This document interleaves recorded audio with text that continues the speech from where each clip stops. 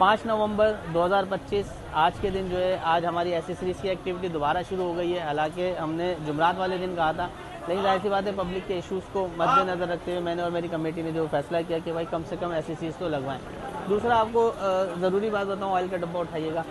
Oil का सामान हमारे पास आ गया है, लेकिन उसके लिए हमने एक मखसूस दिन रखा है।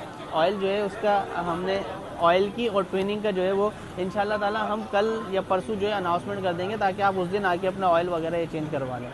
हम बहुत कोशिश कर रहे हैं कि accessories, helmet, safety jackets, glove ये जल्द अज जल्द जो है वो आप लोग तक पहुंचा दें।